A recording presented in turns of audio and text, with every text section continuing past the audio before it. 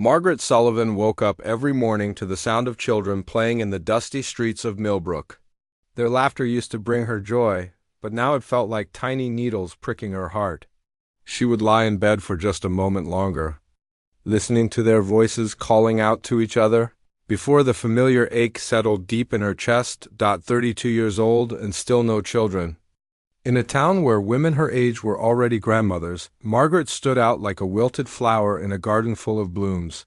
She had been married to Thomas, the local blacksmith, for 8 long years. 8 years of hoping, praying, and waiting for something that never came. The morning sun streamed through her kitchen window as she prepared breakfast for Thomas. He sat at their wooden table, quietly eating his eggs and bacon, avoiding her eyes like he had been doing for months now. The silence between them had grown thick as winter fog. There was a time when they would talk about their dreams, their plans for the future. Now they could barely look at each other. Mrs. Henderson asked me yesterday when we're finally going to give her some grandchildren to spoil, Thomas said suddenly, his voice flat and tired. Margaret's hand froze while buttering his toast. Mrs. Henderson was Thomas's aunt, a woman who had never liked Margaret much to begin with. "What did you tell her?" she asked softly. "I told her to mind her own business," Thomas replied, but there was no warmth in his voice. "Just exhaustion. But she's not the only one asking, Margaret. The whole town talks about nothing else." Margaret knew this was true. She could feel the stares wherever she went, the whispered conversations that stopped when she walked into a room, the way mothers would pull their children closer when she passed by on the street, as if whatever curse she carried might spread to their little ones. It hadn't always been this way. When she first married Thomas, the town had welcomed her with open arms. She remembered the wedding day, how all the ladies from the church had helped her with her dress, how they had filled her arms with flowers and good wishes. They had talked excitedly about the babies that would surely come soon, about how they would help her learn to be a mother. But as the months turned into years, those warm smiles began to fade. The invitations to tea parties and quilting circles stopped coming. The friendly conversations at the market became shorter and more formal. Margaret watched as younger women in town got married and had baby after baby, while she remained empty-handed and empty-hearted. The church ladies were the worst. They would gather after Sunday service, their heads bent together like crows picking at something dead. Margaret could hear fragments of their conversations floating through the air like poisonous smoke. 8 years now, they would whisper. Poor Thomas, such a good man. Maybe it's God's way of telling us something. My grandmother always said some women just aren't meant to be mothers. Margaret tried to keep busy.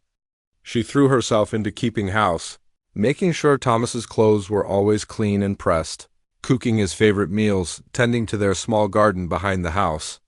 The garden became her refuge, the only place where she felt truly at peace. She grew tomatoes and carrots, beans and squash, herbs for cooking and healing. Her hands were always dirty from the soil, but it was honest dirt, and the plants didn't judge her for her empty womb. But even in her garden, she couldn't escape the reminders of what she lacked. The neighbor women would hang their children's clothes on the line, tiny shirts and little dresses dancing in the breeze like ghosts of the babies she would never have.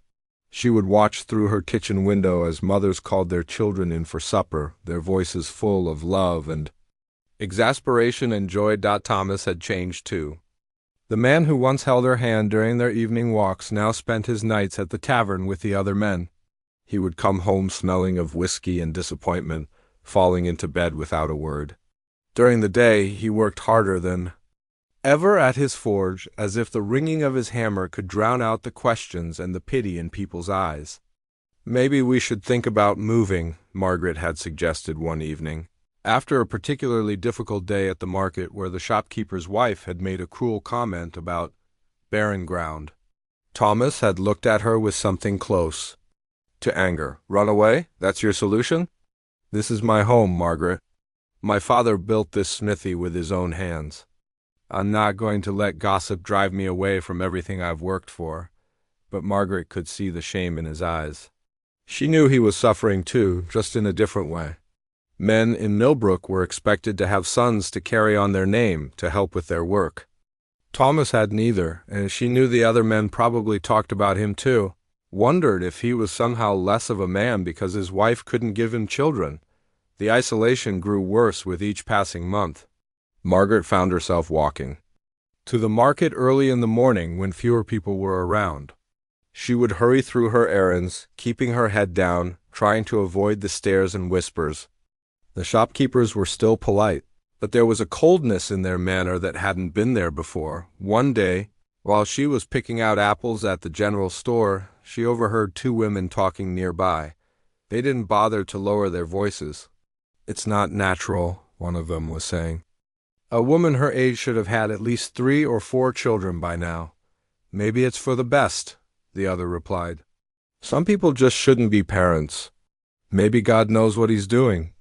Margaret's hands trembled as she placed the apples in her basket. She wanted to turn around and tell them that she would have been a good mother, that she had so much love to give, but the words stuck in her throat like stones.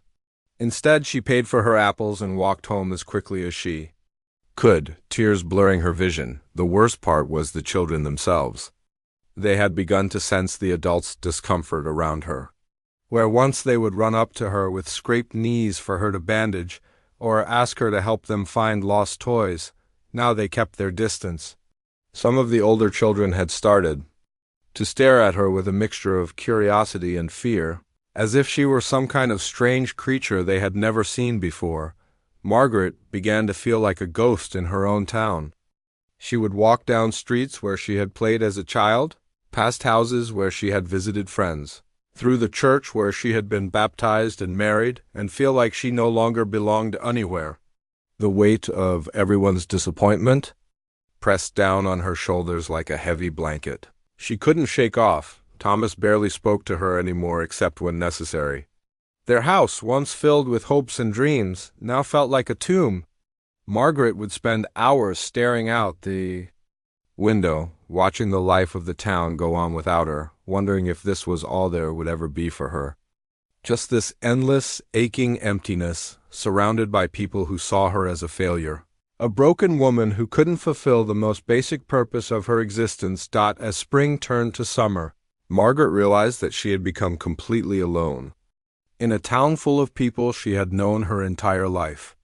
The woman who had once been the center of her own little world had become invisible, pushed to the edges of a community that no longer had room for her broken dreams. Samuel Carter had always been a man of few words, but 3 years ago he had stopped talking almost entirely. The ranch hands at the Fletcher place knew better than to ask him about his past. They had heard whispers in town about the fever that took his wife and baby boy, but nobody dared bring it up. Sam preferred it that way. Words felt useless when they couldn't bring back the people you loved most. Every morning, Sam would rise before dawn and walk out to check on the cattle. The Fletcher ranch sat on the edge of Millbrook, far enough from town that he could work in peace, but close enough that he could see the daily life of the place unfold from a distance. He liked the quiet of the early morning, when the only sounds were the lowing of cattle and the whisper of wind through the grass. It was during one of these quiet mornings that Sam first noticed the woman in the garden. She was kneeling between rows of vegetables, her brown hair tied back with a simple ribbon, completely focused on her work. There was something peaceful about watching her tend to her plants, the gentle way she moved among them, as if she were caring for precious children rather than just tomatoes and beans. Sam had lived in Millbrook long enough to know who she was. Margaret Sullivan, the blacksmith's wife, the woman the town whispered about. But watching her in her garden, Sam saw something different than what the townspeople saw. He saw someone who understood the language of growing things, who knew how to coax life from the earth even when life seemed to be slipping away from everything else. As the weeks passed, Sam found himself looking forward to these glimpses of the woman in the garden. She had a routine just like he did. She would come out early in the morning before the heat of the day set in, and work among her plants with a focus that reminded him of his own work with the cattle.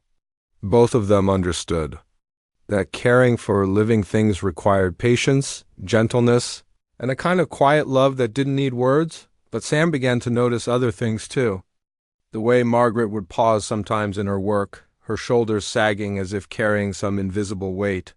The way she would look up when children's voices carried on the wind from town, her face filled with such longing that it made Sam's chest ache. The way she would hurry through town on market days, her head down, moving like someone trying to make themselves invisible. Sam understood that feeling. After losing his family, he had felt the same way.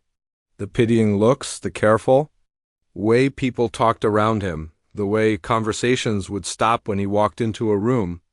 Grief had a way of making you feel like an outsider in your own life, like you were watching the world through a window you could never open. One evening, while Sam was mending a fence near the road, he saw Margaret walking home from town.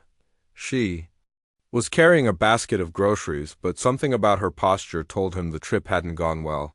Her steps were quick and uneven, like she was trying to escape from something. As she passed the ranch gate, Sam caught a glimpse of her face.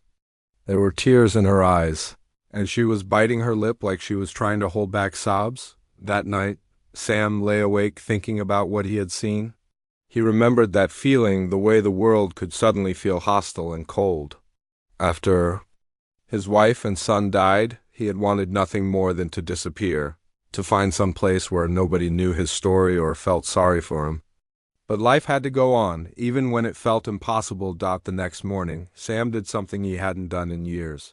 He picked a handful of wildflowers from the field where the cattle grazed. They were simple flowers, nothing fancy, but they were bright and cheerful and alive. He walked to Margaret's garden gate while the town was still sleeping and left them there, tucked into the latch where she would find them when she came out to work. Sam hid behind a tree and watched as Margaret discovered the flowers. She looked around, confused, trying to figure out where they had come from. Then she picked them up and held them to her nose, and for the first time in months, Sam saw her smile. It was a small smile, uncertain and fragile, but it was real. She took the flowers inside, and Sam walked back to work with a strange lightness. In his chest, he began leaving small gifts after that. A jar of fresh milk from the ranch's cows left on her doorstep before sunrise. A loaf of bread he had bought from the bakery, wrapped in brown paper. A handful of eggs from the ranch chickens, carefully placed in a basket by her kitchen door. He was always careful to leave these things when nobody was around, and he never left any sign of who they came from. Sam would watch from a distance as Margaret found these gifts. Each time she would look around with that same confused expression, as if she couldn't believe someone was thinking of her. But each time that small smile would return. She would take the gifts inside with a care that suggested they meant more to her than just their practical value. The townspeople, Sam noticed, were getting meaner. He would see them in the market, their voices carrying on the wind as they talked about Margaret. 8 years and nothing to show for it, they would say. Poor Thomas, what did he do to deserve this? Maybe she's cursed. Maybe she's being punished for something. Sam wanted to tell them they were wrong, that they didn't understand what real loss felt like. But he kept his mouth shut, the way he always did. Instead, he watched and listened and felt his anger grow like a slow fire in his chest. One day, while Sam was in town buying supplies, he overheard 2 women talking outside the church. They were planning something, their voices low and excited in the way people got when they were about to do something cruel. We should tell her to leave, one of them was saying. She's bringing bad luck to the whole town. Thomas would be better off without her, the other agreed. He could find a proper wife, one who could give him children. Sam's hands tightened on the reins of his horse.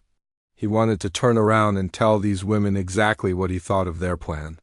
But the words stuck in his throat the way they always did. He had been silent for so long that speaking felt like trying to move a muscle that had forgotten how to work. Instead, Sam rode back to the ranch with his jaw clenched tight. That evening he left an extra gift by Margaret's door.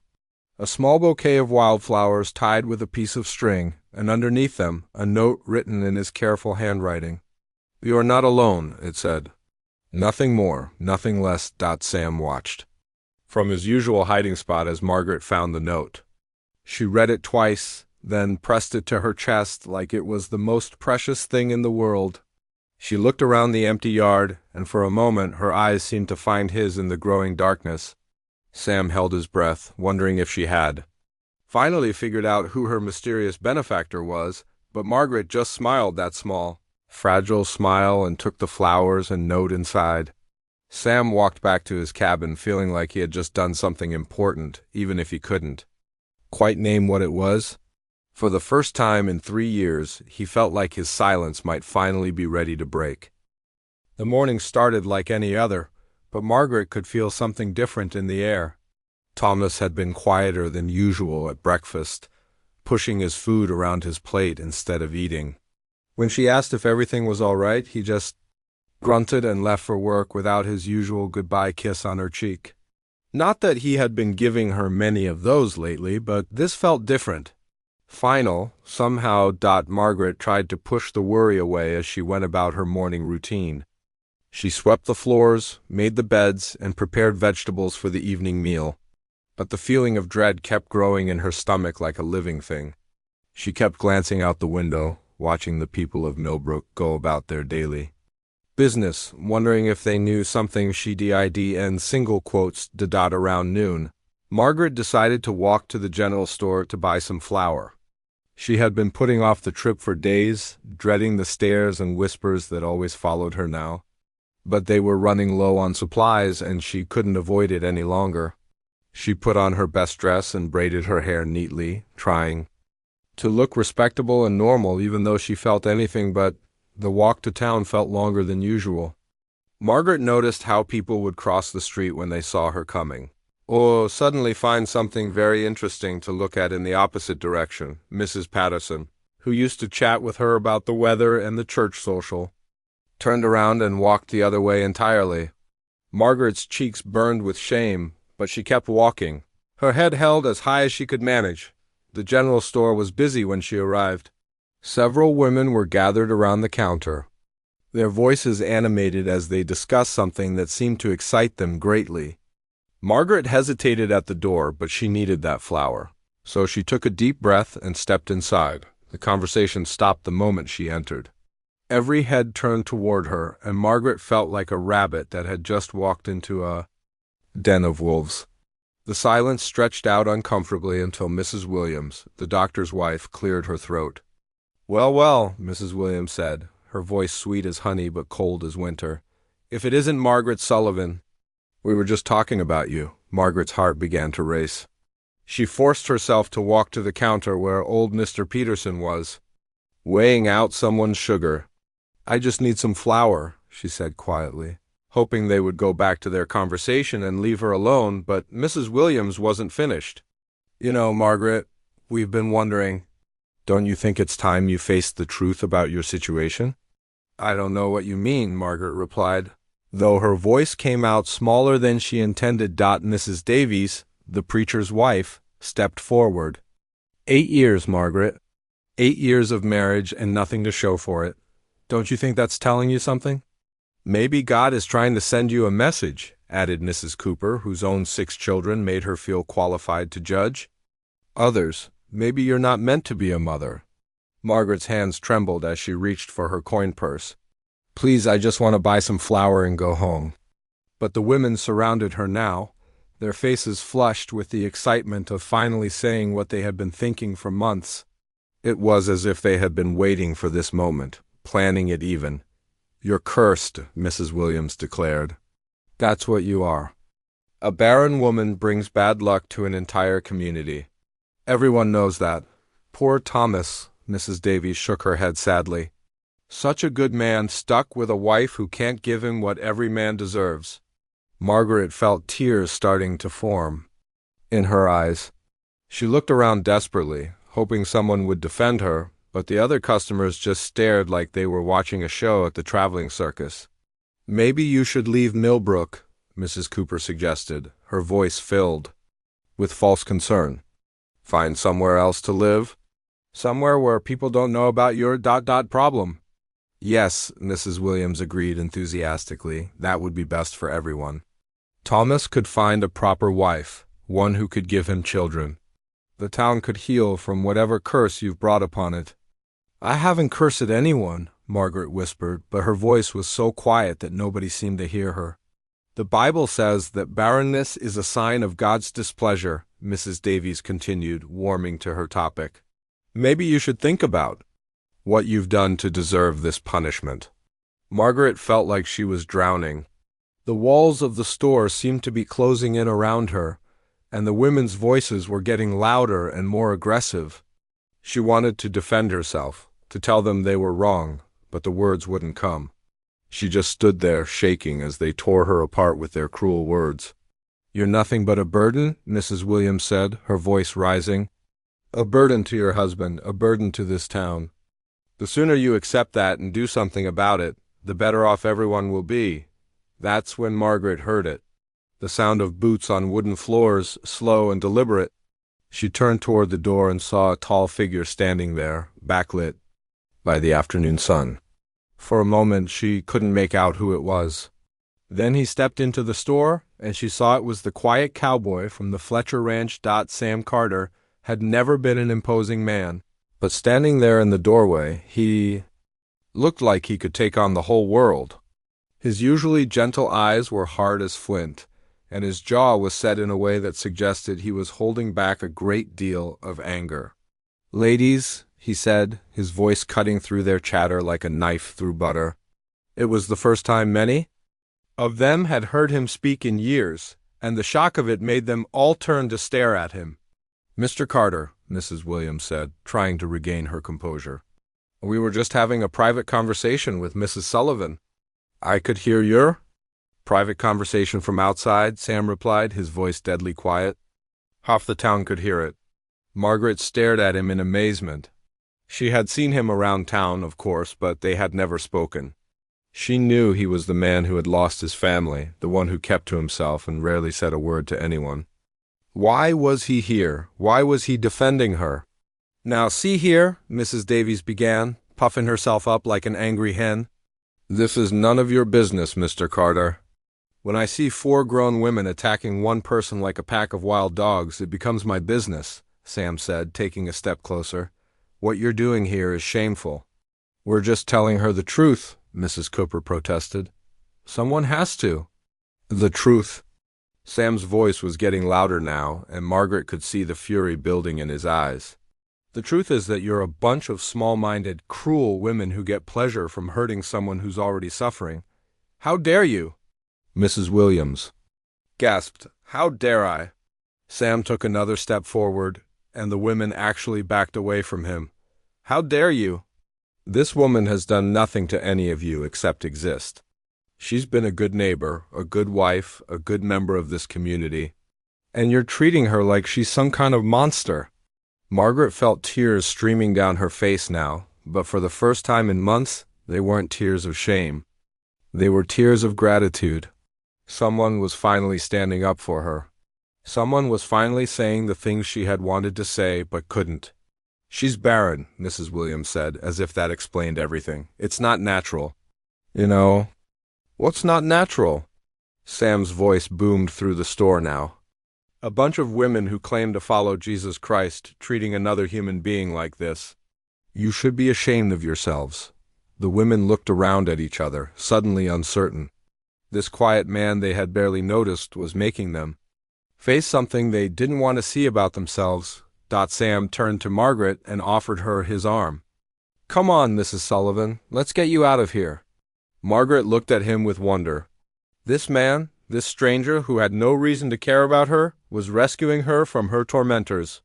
She took his arm gratefully and let him lead her toward the door. "This isn't over," Mrs. Williams called after them. "The whole town knows what she is." Sam paused at the door and turned back to face the women. "Then the whole town should be ashamed of itself," he said quietly. "Because if this is how you treat people who are hurting, then you're not Christians at all. You're just bullies." And with that, he walked Margaret out of the store and into the afternoon sunshine, leaving the women to stare after them in stunned silence. Margaret's hands were still shaking as Sam walked her away from the general store. She could feel the eyes of the townspeople following them, could hear the whispers starting up again behind their backs. But for the first time in months, she didn't feel alone. This quiet man beside her had done something no one else had been willing to do. He had stood up for her when she couldn't stand up for herself.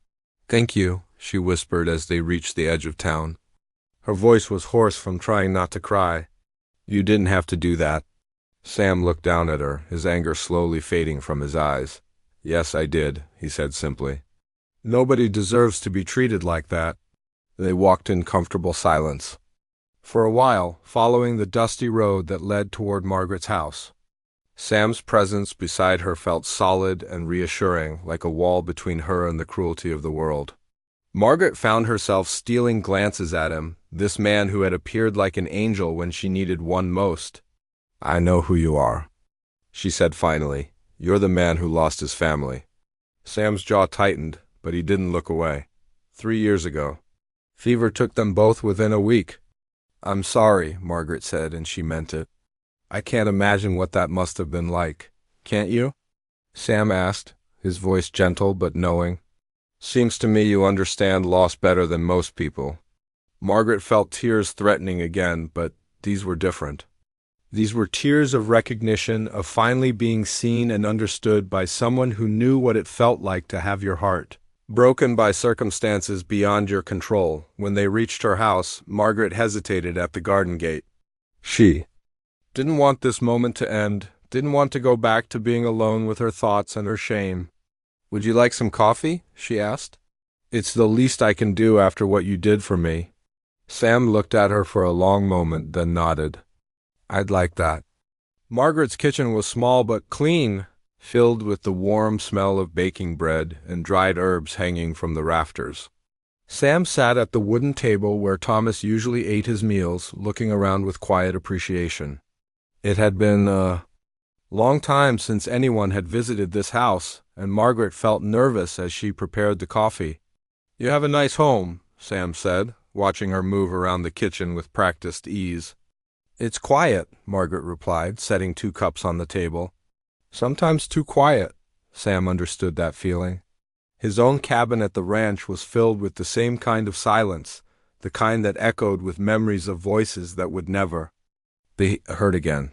"Quiet can be peaceful," he said. "But it can also be lonely." Margaret sat across from him, wrapping her hands around her coffee cup for warmth. "How do you bear it?" "The loneliness, I mean. I keep busy," Sam said. "Work helps. The cattle don't care about your past or judge you for what you've lost. They just need taking care of." "The garden does that for me," Margaret said, looking out the window at her rows of vegetables. "It's the only place where I feel like I'm actually good at something." Sam followed her gaze and smiled. "You are good at it. I've watched you working. Out there, you have gentle hands." Margaret blushed, surprised by the compliment. "You've been watching me?" "From a distance," Sam admitted. "I work the cattle in the field that borders your property. I couldn't help but notice how devoted you are to your plants." A thought occurred to Margaret, and she looked at him with sudden understanding. "The flowers," she said. "The milk, the bread, the eggs. That was you, wasn't it?" Sam nodded, looking slightly embarrassed. "I hope you don't mind. I just thought you could use some kindness." Margaret felt her heart swell with gratitude. "Mind? Those gifts were the only bright spots in my day. I kept wondering who could be so thoughtful." "I know what it's like to feel forgotten," Sam said quietly. "After my wife and son died, people didn't know what to say to me, so they stopped saying anything at all. I became invisible." "But you chose to be invisible," Margaret said. "I had invisibility forced on me. You're right," Sam agreed. "But the feeling is the same. Like you're watching life happen to everyone else while you're stuck behind some kind of glass wall." They talked for hours that afternoon, sharing stories about their losses, their fears, their dreams that had died along with the people they loved. Margaret told Sam about the years of hoping for a child, the visits to doctors who had no answers, the crushing disappointment every month when nothing changed. Sam told her about his wife's difficult pregnancy, how excited they had been when their son was finally born, how quickly everything had fallen apart when the fever came. "I keep thinking if I had done something different," Margaret said. If I had prayed harder, eaten different foods, visited more doctors, it wouldn't have mattered, Sam said firmly. Some things are just beyond our control. That's the hardest thing to accept. As the sun began to set, Sam stood to leave. I should get back to the ranch, he said. But I'd like to visit again if you don't mind.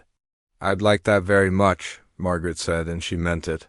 For the first time in months, she had something to look forward to. The next day, Sam returned with a small basket of apples from the ranch's orchard.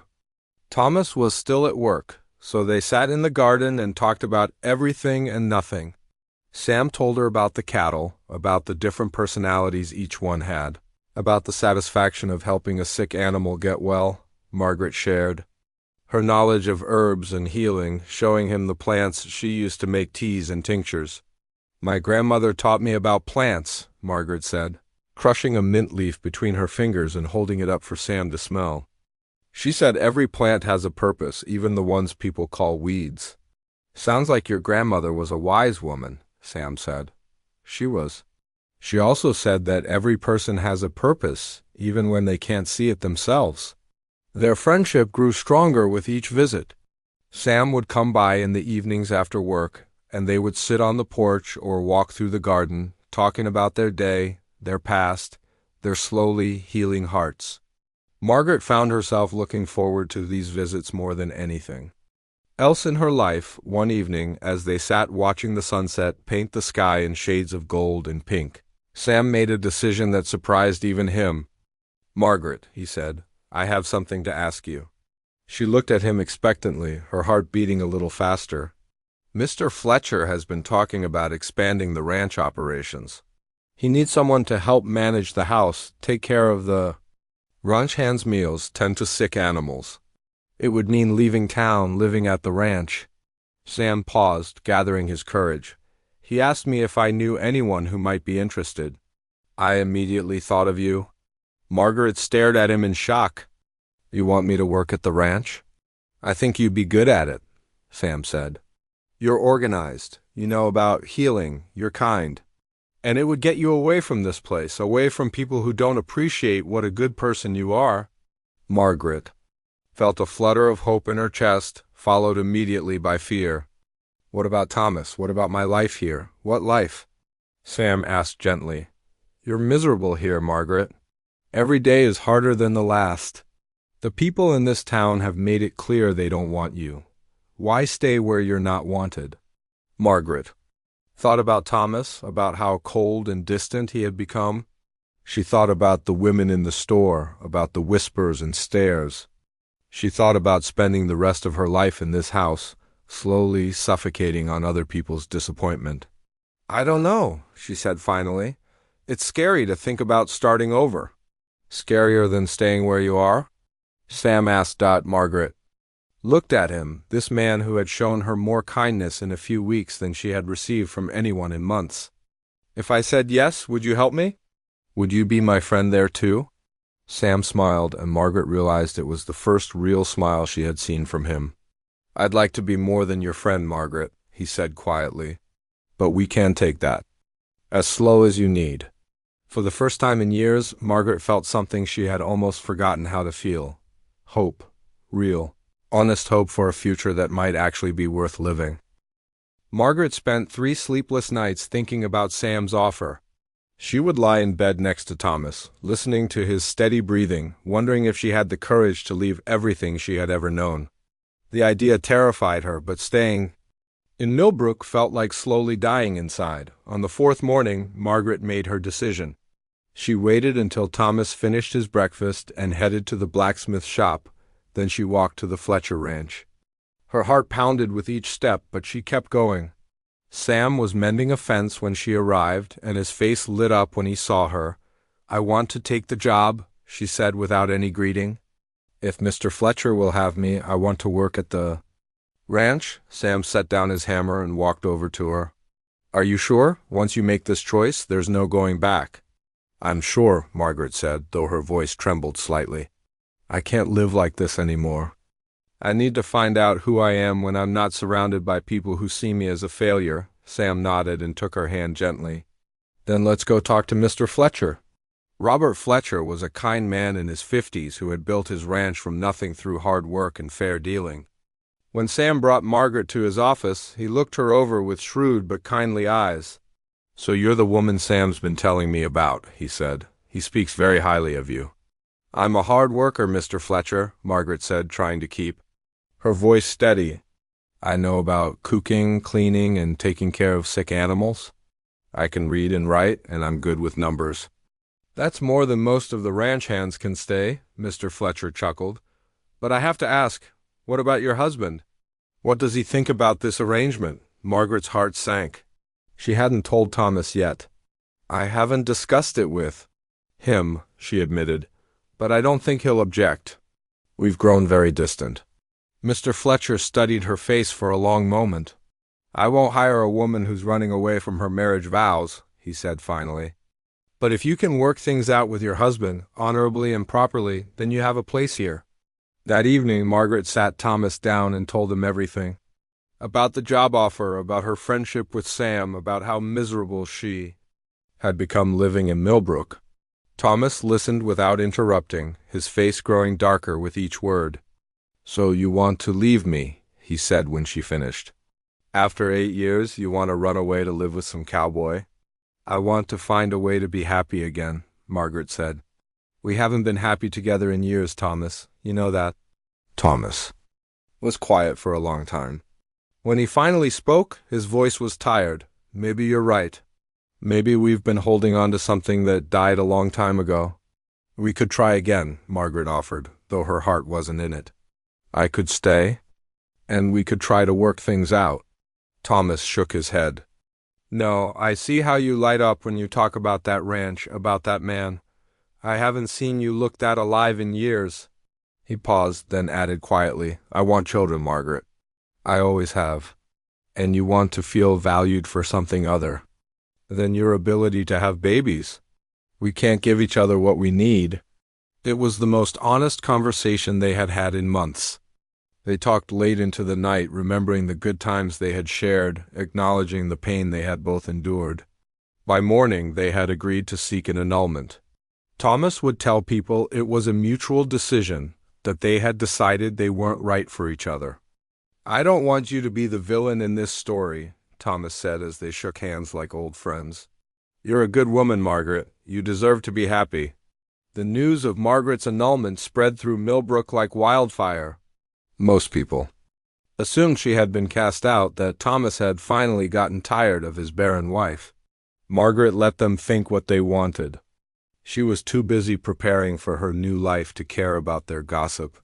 Moving to the Fletcher Ranch felt like waking up from a long, dark dream. The ranch house was bigger than Margaret's old home, with a large kitchen and plenty of room for the ranch hands to gather for meals. Margaret threw herself into her work, cooking hearty meals, tending to injured animals, and organizing the household with an efficiency that impressed everyone.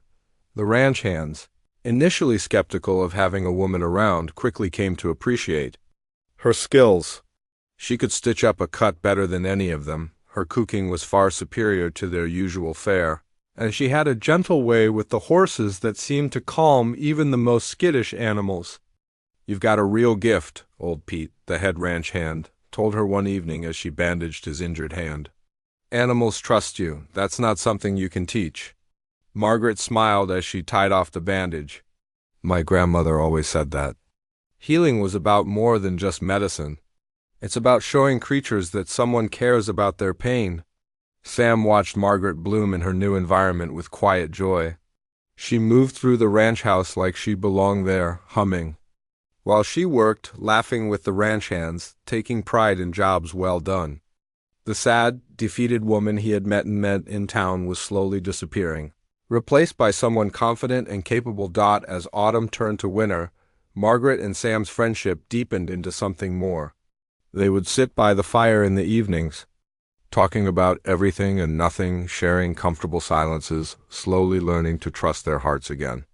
Sam never pushed for more than she was ready to give, and Margaret found herself falling in love with his patience, his kindness, his quiet strength. One snowy evening in February, as they sat watching the fire crackle in the hearth, Sam took Margaret's hand in his.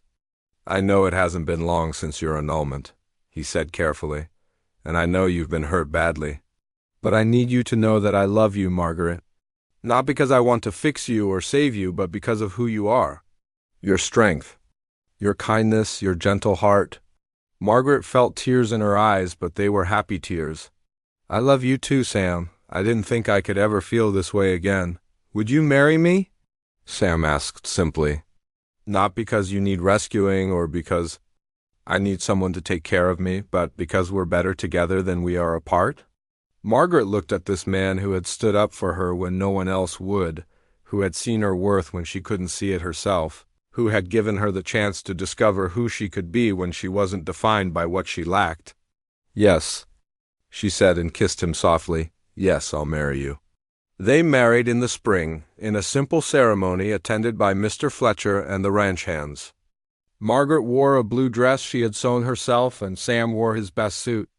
There were no fancy decorations or elaborate celebrations, just two people who had found love in the aftermath of loss, promising to build a life together based on understanding and respect. Years passed peacefully at the ranch. Margaret and Sam never had children of their own, but they became the unofficial guardians of every stray animal and lost soul who wandered onto the Fletcher property. They took in orphan foals, nursed sick cattle back to health, and opened their home to young ranch hands who needed guidance and care. When children from town would visit the ranch with their parents, Margaret would teach them about animals and plants, showing them the same patience and love she had always hoped to give to children of her own. Sam would lift them onto the gentle horses, teaching them to ride and showing them how to care for the animals. "You know," Sam said one evening as they watched a group of children play in the ranch yard, "I think we ended up with more children than we ever imagined. Just not in the way we expected." Margaret smiled and took his hand. "Sometimes the best things in life are the ones we never planned for." The people of Millbrook eventually stopped talking about Margaret Sullivan, the Barren woman who had brought shame to her husband. But they never forgot Margaret Carter, the woman who had found her place in the world not through what she could produce, but through what she could give. And in the end, that made all the difference.